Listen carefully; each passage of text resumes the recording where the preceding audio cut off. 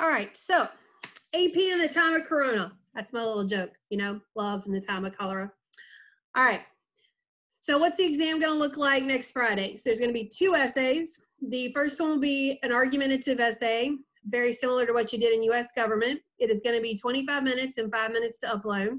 You're going to make a claim or thesis that will be related to a concept.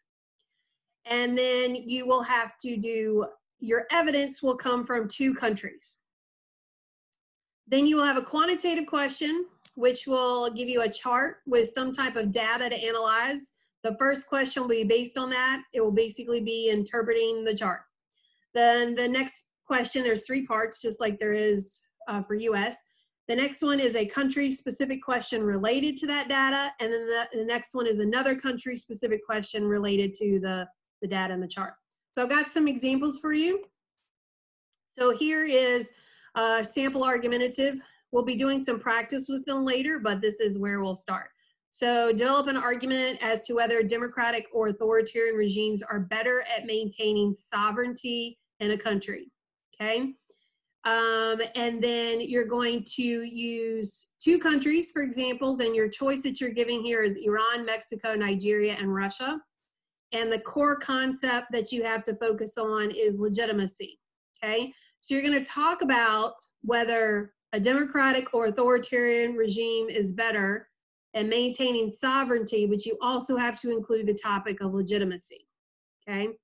So in many ways, it's almost a little bit more involved than maybe, but it's definitely a different way of kind of approaching it than it was for US.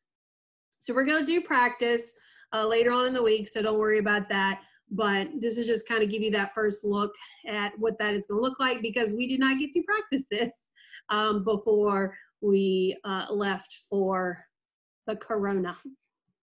And then I think this is definitely kind of the easier of the 2. You've got the concept here where, like, this one is proportion of seats held by women in national legislatures. Describe a trend in the data for Iran between 2004 and 2018. Explain the reason for this trend. So first, you're obviously just, what does the data say? So from 2014 to 2018 in Iran, we can look and we can see that it has increased slightly. Explain a reason for this trend. So we could talk about the increase in democratization in Iran, okay? Use the data in the graph and your knowledge of AP, comparative government politics to draw a conclusion about the regime type in Iran. Obviously, it's very male-dominated, isn't it? And we could also argue that because of the percent of seats that are in there, that it may be authoritarian, you know, whatever you can relate to that. And then if you look at Iran and it's comparing Mexico, remember that Mexico, which has the highest, requires a certain number of women to serve. So that would be the issue there. All right, so we're going to look at more about all these examples later. Today, we're just going to focus on content. And then once we feel more comfortable about reminding ourselves about the content, then we'll go back and we'll practice the questions. So Unit 1 is titled Political Systems, Regimes, and Governments. And so the way that I taught the course was that we introduced all these concepts and then we looked at these specifically based on countries. So we've done and talked about all of this, and actually a lot of Unit 1 is really kind of the concepts part, if you will. So the first part we'll talk about is kind of thinking like a political scientist, quantitative versus qualitative data, empirical versus normative statements, and then correlation versus causation. Then we've got political systems, types of regimes, democratization, and then we will not get through all of this today. Remember, we have plans to talk tomorrow too, and we'll talk more about what democratization looks like, power and authority, how that is divided in a country, federal and unitary systems, why a country chooses one over the other, and then legitimacy, which I realize I spelled wrong. All right, so let's think about this for a minute. Quantitative versus qualitative, empirical versus normative, correlation versus causation. So we're doing a quantitative question. So remember that quantitative, always think about quantity, right? So numbers. So we're looking at that, and so you're reading, that's your scientific aspect. That's your making an empirical statement based on kind of your quantitative data, okay? And then when we're thinking about sources of data, especially for our quantitative and empirical, then we can think about HDI, which remember is Human Development Index. So that helps us when we think about developing countries, you know, what's the status for people. We can look at all those things, you know, we can find on CA, World Factbook, literacy rates. We can, you know, when you look at Nigeria, like for an example, when we're looking at data, when we look at northern Nigeria, which is predominantly Muslim, it is Sharia law, they also have lower literacy rates. They also have lower vaccination rates. They have a lot of things. There's a difference there. And then there's a huge gap between men and women compared with southern Nigeria. So I can report that data, and then what conclusions can I draw from that? That's when I start getting into making those normative statements. I'm making a value judgment based on that. So maybe I could say something to the extent of, due to Sharia law and the role of women in a traditionally Muslim home, women are not as likely to receive education, okay, which might explain, you know, the lower literacy rate. And so we can look and see how that maybe affects that. Freedom House is another great source of information. So how free is a country? So you compare, say, China, which is not very free. Russia wouldn't be considered very free, to say like Mexico. Gini coefficient, that has to do with the kind of how equal everyone is. And so like that would be something you'd see in Norway, Sweden, like really kind of socialized countries, versus like the United States is never going to have what will be considered like a good Gini coefficient, because we have a gap in income. So this is basically measuring what's your gaps in income. GDP, GNP, which measure your gross domestic product, gross national product, also purchasing power parity. I wouldn't focus too much on these because those terms are economic terms and we won't see as much on the test, but you could maybe have a question that has a chart that you might need to infer from that economic information. The Fragile States Index. So we talked about how that could Nigeria be a failed state? Like, are they providing for the needs of their country? And so Fragile States Index helps look at that. The governmental transparency. You know, we talk about a lot after we study U.S. government that we kind of get a little frustrated with the U.S. government, but we're fairly transparent, especially compared to, say, you know, China or Iran or Russia. And then the corruption perception, which, remember when we watched that video on Eric Lee, you know, China, they don't think that there's a lot of corruption, but they're admitting that it's more. But like Nigeria, corruption is a huge problem. And so this is kind of the perception of corruption in your country. So those terms are very important to keep straight, qualitative versus quantitative as we're looking at data, okay? And then from that, you might be asked to make an empirical or normative statement, all right? So now let's think a minute about correlation and causation. So a correlation, there is a relationship between two things. But just because there is a correlation, that does not mean causation. So remember, correlation does not mean causation. Causation, if it's a causation, there's typically also a correlation. Like there has to be some kind of relationship to cause one thing to lead to another. So let's say that we're talking about countries that are rentier states. So the idea of the resource curse, which is countries that are rich in, say, oil, one of the things that we notice about countries that are rich in oil is they tend to have lower political participation, okay?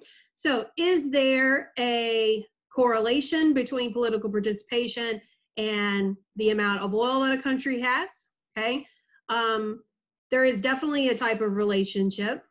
Does one cause the other? That's the real question. And so you have to do a little bit more research to determine if there is a causation. And so when we're looking at, say, the OPEC states, there is definitely, it seems to be a causation that because of the richness of oil in these countries that have what we call the resource curse, for example, like Nigeria, Iran, then there's not as much need to participate in politics and such. Okay, any questions so far on any of those topics?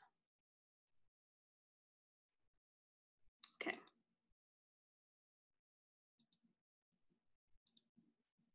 All right, so let's move on. Your favorite little chart. This is the point where I teach this that everyone hates me this day, but this is a really great way for us to think about how countries are organized. So a state is a country, okay, the way we use the word country. So for a state, to be a state, you have to have sovereignty and authority over the area that you're in. You have to have this recognized government. So remember, nations can be a state, but not all nations are states, okay? So Germany is a nation. Germany is also a state, okay? Wales, Scotland, they are both nations. They are not states, okay? So remember that a state, you have that authority. A regime is your type of political authority, your power, your, if you will, your government, okay? What actually runs your country? Are you a democracy or are you authoritarian? And then your government is the leaders in power of your country. All right, so let's look at this as a specific example. So we'll work through our countries. For the United Kingdom is the state. The regime, they're a constitutional monarchy, they're a democracy, okay? Their government is currently led by Boris Johnson of the Conservative Party. The United States is our state. Our regime is a democracy that we've had since the late 1700s. Our government is currently led by President Trump, okay? The Russian Federation is a state. Their regime, probably they're semi-authoritarian, we would argue at this point. Their government is led by their new prime minister, who I can't remember his name, and President Putin. All right, so that's, keep those straight. Now remember, we can have regime changes and we can have government changes, but we're going to come back to those types of changes in a little bit. So this is from Mr. Canine.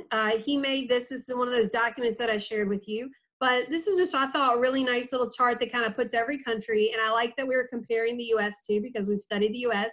When was the regime established? Okay. So we could argue the United Kingdom Magna Carta tradition. I'd really argue actually with the Glorious Revolution and the petition, the Bill of Rights that William and Mary were forced to sign, okay? They are a democratic regime, constitutional monarchy, an example of government change when Prime Minister David Cameron, stepped down and Theresa May was chosen by her party to be the new Prime Minister. United States, our regime established, of course, with the American Revolution and the U.S. Constitution. We are a democracy. When President Trump became the new president would be an example of governmental change. Mexico, that 1917 revolution, getting rid of Porfirio Diaz, and they started a democracy, though of course it was a one-party state and wasn't super democratic to begin with. It was a slow process. But moving from the past president Nieto to the current president AMLO would be another example. So through election. In China, when Mao led the communist revolution, they set up an authoritarian regime. We have seen party change, you know, in the leadership. The current president Xi, who President Hu Jintao was before him, Xi Jinping was the current leader. Russia, the constitution that was established after the fall of the Soviet Union. And a governmental change would be like from President Putin to President Medvedev back to President Putin. Iran, with the 1979 revolution, that one date, the only date I'd encourage you to remember for Iran, when they set up the theocratic republic, the authoritarian state, when President Ahmadinejad switched to President Rouhani, who is the current president. Nigeria, they have had several constitutions. They had lots of military coups we talked about, but they've had a continuing democracy for a while now, the same regime. And when we move from Goodluck Jonathan to Muhammad Buhari, who is the current president, would be another example. And then I just took this actually as a snapshot from one of our notes that we did at the beginning of the year, just reminding you kind of those differences between each of these. So just remember that a state has to have sovereignty and authority, okay? Scotland doesn't have full sovereignty and authority. That's why it can't be a state. Palestine doesn't have full sovereignty and authority. Taiwan, Tibet, they don't have full sovereignty and authority. Government, the people who are actually, it's like this is the people in charge. The regime, that is your type of organization. Are you democratic or are you authoritarian? So just remind us about nations. So the UK, the United Kingdom of Northern Ireland, of Great Britain and Northern Ireland, is made up of 4 nations: the Welsh, the English, the Scottish, and the Northern Irish. So a nation, remember, is a people with a common culture and a common language. Doesn't have to be maybe as clear-cut as this. You can also think about in China, for example, the Uyghurs, they're a nation. The Tibetans are a nation. The Chechens are a nation in Russia. The Kurds are a nation in Iran. And so we're talking about people of a common culture and a language. And then most states, most countries have lots of little different nations in their country. Most countries are not super homogeneous. Even China, which is 92% Han Chinese, still has nations within China, the Tibetans, the Uyghurs. Okay, so all of those would fall as a nation. So of course would the Han Chinese. So our types of regimes, we have democracies and we have authoritarian regimes. The most extreme authoritarian regime, if I can think about 2 for a minute, would be a totalitarian regime. So we think about like Stalin or Hitler, but authoritarian is that small group or an individual who exercises the power of the state. And a democracy, on the other hand, has power that is directly or indirectly by the people. So that consent of the governed gives them the authority to rule. Within democracies, we have types of democracies. Remember that we have liberal and illiberal democracies. Liberal democracies and illiberal democracies both share that they have free, fair, competitive elections. What makes them differ is the fact that in an illiberal democracy, they fail to protect basic civil liberties and civil rights. So there might be freedom of speech, freedom of press. There might be LGBT rights that are missing. Okay, so when we think about our countries that we're studying, the United States and the UK would be the most advanced democracies, liberal democracies. Mexico would be considered mostly a liberal democracy. Nigeria is still an illiberal democracy. They don't have full civil liberties, civil rights protected. There's a lot of corruption. Russia is semi-authoritarian if you're not ready to call it full authoritarian. Iran would be considered authoritarian, as would China. Okay, so we have almost a 3-3 split when we're looking at our countries. Russia is super close if it's not full. So questions to consider when we're thinking about our regimes and thinking about the different types is the elections. Are they free, fair, competitive? So that's really our issue with Russia, is the fact that at this point, how competitive or even really fair are the elections in Russia? They seem to be very much controlled by President Putin. On top of that, you've got the violations of the civil liberties and civil rights in Russia as well. Like there's persecution of Jehovah's Witness. They have a definite severe restrictions on the media. When we think about Iran, remember that the candidates are all vetted. Remember, that's that power that the Guardian Council has the 2 V's. They have the power to veto and the power to vet. And in that vetting of candidates, they decrease the number of people who are running for office. And that is decreasing your electoral competition. And so that's not a competitive election. And that's part of the reason that makes that authoritarian state. Also, the power that the supreme leader, the Ayatollah, has. We look at citizen political participation. Do you have a healthy civil society? Like, are there people participating in elections? Do people turn out to vote? Do they feel like they are able to get out and vote? Do they feel like their vote matters? Is the media controlled? We know it's controlled in China. We know it's controlled in Russia. We know it's controlled in Iran. Okay, those are all things that are going to examine whether or not you truly have a liberal democracy. Is there separation of powers? Now, we know that countries who have parliamentarian states, like Britain, where your legislative and executive are in the same house, same branch, that you're not going to have the same clear divides that you would see in a traditional federal three-branch, like we would see in Nigeria, Mexico, the US. But is there branch independence? For example, in China, remember that the legislature, the National People's Congress, they just, as we say, rubber stamp. They just approve whatever the party gives them. That's not true independence from the executive branch. When we look at Mexico, historically, the legislature did the same thing, but now the legislature definitely questions the president. I would add with that too, what's your role of your independent judiciary? Do you even have an independent judiciary? Are they allowed judicial review? Do they have those questions? And a lot of that to me ties into rule of law. Rule of law is that, is everyone under the law? Are the rules followed? Is the law followed? So I have this lovely little chart that I also took from Mr. Canine that he shared through CitizenU. So you see it has each country that we're studying, our CG6, and then discusses which one has democratic rule of law and which one has authoritarian rule.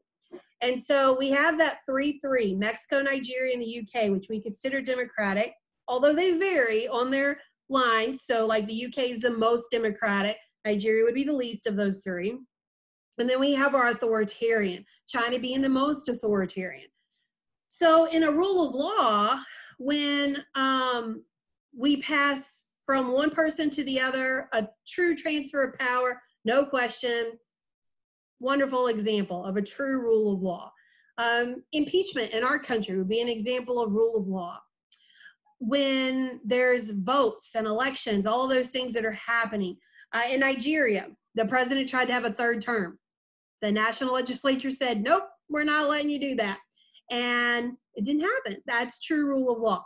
Versus in China, when President Xi Jinping decided that he wanted to end the constitutional term limit of 10 years and wanted to make it unlimited, no one stopped him because there is no rule of law in China.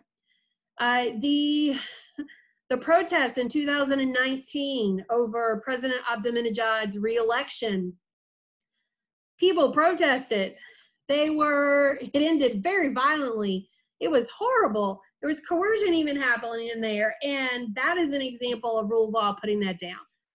Russia invading and taking over Crimea, another example. They're not following rule of law. All right? So rule of law would be something that we see happening in a democracy. We're not going to see rule of law in an authoritarian state. So let's think about that. Going with that whole idea of democratization. So how does democracy happen? Democratization, remember, is the process or the growth of democracy. So how do you do that? Think about within our own country, in the United States, how has democracy expanded? Look at the expansion of suffrage. Have we given more people the right to vote? Lowering the voting age, ensuring that women get the right to vote. For example, women didn't always have the right to vote in any of these countries that we're studying. Women gained the right to vote. Also, you know, how we've lowered the age. Some countries, they don't allow certain minority groups certain rights and stuff. So for example, in Iran, remember the Baha'i we talked about, they don't receive as many rights. There are reserved seats in the Majlis in their legislature for many religious minorities, such as Christians, Zoroastrians, and Jews, but there is not one for the Baha'i. The Baha'i are very persecuted in Iran. Democracy, you want to ensure that you have free, fair, competitive elections. How can you do that? So the IEFC was formed in Mexico, which to make sure that the elections were happening fairly. Nigeria is working on kind of ending that election corruption and ensuring that they're having free, fair elections. Even the way they do their electoral systems can encourage that. For example, one of the things I love about Nigeria's electoral system is they do that runoff election. Remember that Iran and Russia also do that. If one candidate doesn't get over 50%, then you have a runoff election. But what I also love, because Nigeria is so diverse, remember that any candidate has to get 2/3 of the vote in at least 50%. Like it has to, they have that whole idea that you have to, 2/3 of the nation, you have to have 50% of the vote. And so because of the diverseness of Nigeria, this is really going to make that more equitable. Also providing proportional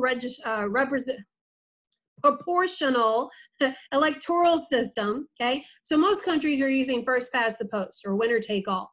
But the fact that you're allowing third parties greater access, that would be another way to ensure competitive elections. Making sure civil liberties and civil rights are protected. I don't want to keep beating a dead horse here with the freedom of the press and speech and all of those things. Increasing in civic engagement. So your civil society. Remember, we always, we talk about how that this is a word that people really kind of struggle with every year in comparative government. But we're talking about, in essence, interest groups, okay, that you can voluntarily be in a group. It's not government controlled. It is voluntary participation. So that would be a pluralist state. So the United States and now the UK and Mexico's getting there are considered to be pluralist states that used to be, the United States wasn't, but Mexico and the UK were corporate estates. And if you look at Russia and China, they have very little civil society because most stuff is controlled by the government. It's not a voluntary participation in a group. How transparent is your government? Do you know what's going on? And then rule of law. What can hurt democratization? An example would be like in Iran, when the government put down the protests. So people were protesting the elections and they were put down. Your goal is one of these vocabulary words that I haven't mentioned a whole lot, but it's an important word, democratic consolidation. Think about when something is consolidated, it's compressed down. So democratic consolidation means that your democracy is tight, okay? Nobody, it's gonna take a lot to break up that democracy. Like think about democracy in the United States. What would it take to end democracy in the United States? It would take something huge, okay? A huge revolution for that to happen. So that's what you want. You want that democratic consolidation to happen. Nigeria is still a rather fragile state. Something could happen. They could have a military takeover and it could all kind of fall away. It would take a lot for that to happen in the United States or in the UK. I would even argue it would take a lot in Mexico at this point. So what are our sources of power and authority? We've talked about these terms a lot. I use these terms that we have traditional, like in the UK, rational legal, which is your constitution, elections, charismatic authority with people like Putin and Supreme Leader Ayatollah Khomeini, the original one, Mao Zedong. I would say Xi Jinping also has that charismatic authority. And then there's also religious authority, which the Ayatollah has. Even a political party can be a source of power and authority. Like think about what is the central power and what runs China, the Communist Party of China, the CPC. The military can also be a source of power and authority. We talked about that in Nigeria, how that often helped to stabilize. How do changes happen in power and authority? I used Russia as an example. So we have think about revolution versus coup. So we have a revolution here when the bottom with Vladimir Lenin. He led a revolution. The Russian Revolution, the Bolshevik Revolution, which ended the absolute monarchy, the regime that they had. They were the state of Russia. They continue to be Russia, okay? And they became an authoritarian state under communism, and he became the leader. And then when he died, it became Stalin, and so on. They then had an example of a coup. This is a picture up in the top right there, is an example of the coup that they had after at the very end of the Soviet Union, Gorbachev, with the attempted coup. Now, we know that the coup ultimately failed, and they didn't oust Gorbachev, but their goal was to overthrow the leader, to overthrow the government. So remember that a revolution, think about the R's, a revolution tries to make a regime change, okay? And a coup tries to make a change in your leader, in your government. Now, another type of change in power authority in the bottom column, bottom picture there on the right, would be an election, okay? Elections, constitutional changes, all those can be changes in authority and power. And so we know that we have peaceful changes through elections for all the leaders in our various countries that we're studying. Okay, I think this is a good little point to stop for today with our topics here on the distribution of power. So we talked a lot about democratization, how important that is, all of those things. So if we come back here for a moment, we can look at, we'll talk about next time, we'll talk about tomorrow, we'll talk about distribution of power, federal versus unitary, and then basically all that leaves for us is legitimacy, okay? So there's not much left in this unit, so that's why I want to kind of break it up in half here. I do want to look over here just a moment. I want to look at a sample kind of question here so that we can look at what one of these would look like, okay? So these are questions that Mr. Canine has written, okay? So let's look at a sample essay here. Develop an argument that assesses the relationship between democratic consolidation and political legitimacy, okay? So democratic consolidation, that whole like airtight democracy and political legitimacy. Now the concept of course has to be rule of law, right? So what role does rule of law play in all of these? Okay, remember that rule of law is an essential part of democracy. So in your response, you have to have a defensible claim, a thesis, and then you have to have two pieces of evidence. And the evidence comes from the two countries that we study. Now, the countries that you're given a list here, I will imagine that much like the US government, where you only got 2 required documents, that you will probably not get much choice in your country. They typically give you 4. I'm going to imagine they're only going to give you 3, maybe 2. So we have Mexico, Nigeria, Russia, and the UK to discuss. So let's think about it for the moment. Mexico, Nigeria, and Russia, UK. Which ones have rule of law? Which ones don't? Mexico has it. Nigeria mostly has it. Russia, no. UK, yes. Okay. All right. Now I'm going to scroll down to the answer here. A nice little answer that was written so you can kind of see exactly how this works. So you've got your claim and reason, your evidence and reason, your evidence and your reason. Think about those words. We talked about those turn signals so that people know what you're talking about. While rule of law is a characteristic of democratic consolidation with laws that apply to all citizens equally, a regime's political legitimacy is not dependent upon democratic consolidation. Okay? That's a great point because you do have to have rule of law to be a democracy, but you don't have to have rule of law to be a legitimate government. Okay? China, Russia, Iran all have political legitimacy, but they don't have rule of law. Because Russia showed that as a regime veered away from its rule of law system, the regime's political legitimacy increased with Putin's move towards authoritarianism. Political legitimacy is not dependent on a regime's democratic consolidation because a regime can build political legitimacy even in more authoritarian ways, such as by the use of nationalism. Okay, so there's your claim and your reason. And then we're going to look here. Our democratic consolidation can include a rule by law system where laws apply to all citizens equally, but a regime's political is not dependent because. So this first one, they only have the claim and the reason. Now we need to have evidence, right? So do you see how, what we're going to see is each of these are going to get better, okay? So this one talks about how Russia's regime and goes on to talk about Putin and power, okay? And then talks more about this. Now, to succeed at this question, what do they got to do? They got to have another country, okay? So here they continue to talk about, they give another evidence, but it's from the same country. My suggestion is you want to give evidence from a separate country, all right? We're going to do more practice of this. This is a difficult one. I just wanted to get you a little bit of idea, kind of what one looks like, okay?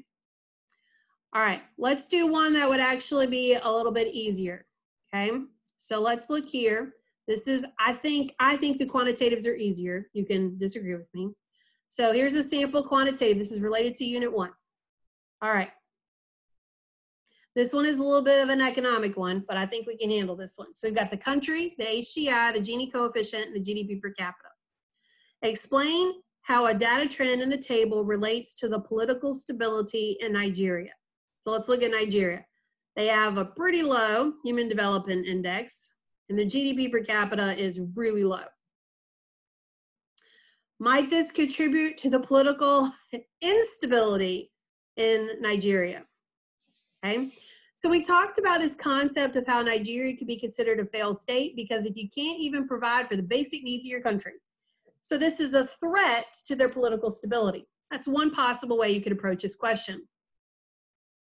Using the data in the table, draw a conclusion about the relationship between HDI and GDP per capita. So what do we notice? Do you notice a trend? What I notice is that the higher your GDP is, the higher your HDI is, okay? So that would be the relationship, the conclusion that I would draw. There seems to be a correlation, for sure, between GDP per capita and HDI. Explain how the data in the table relates to the welfare state in the United Kingdom, okay? So we could talk about how that because the United Kingdom has a healthy GDP, they are able to afford a welfare state for the United Kingdom. So if you're having a little brain moment and forget what the welfare state is in the UK, it was started after World War II, and a welfare state provides for the basic needs of your citizens of the country. And so there have been some cutbacks to it as the economy has decreased. So when they were doing austerity measures, when they were cutting back spending during the economic recession, they did cut back on some welfare state items. But because they are able to provide for these basic needs such as housing and unemployment and healthcare, they have a very high HDI, okay? You see that? We talk about relations. So I think there might be a sample answer to this. That's another, okay. A data trend that relates to the political stability. Nigeria has the lowest HDI score and the second highest income inequality and the lowest GDP per capita. It relates to political stability because the trend indicates that Nigeria has a significant concentration of income and a small group of wealthy citizens with a relatively small GDP and a poor score related to the HDI. This trend of data relates to the political instability in Nigeria because the data indicates the government faces an enormous challenge to create politics that extend life expectancy and educational opportunities. You could have said way less than what they're saying and still get it. But that because part is the key thing. So describe the trend and then the because aspect. All right, let's look at the next one. So a conclusion about the relationship between HDI and GDP is that countries with the highest GDP have the best scores in the Human Development Index, okay, which is exactly what we just said, okay? The data in the table were for welfare state because the UK's high HDI score is the highest, has invested significant funds to build up the National Health Service, okay? So we talked about that. So you don't have to put all these things in here, but you're getting the basic answer in there. You just want to make sure that you're answering all of the questions, all right? So I thought what we do today, like I said, we just kind of start with some of the basic information and then be able to share kind of a couple of examples to look at.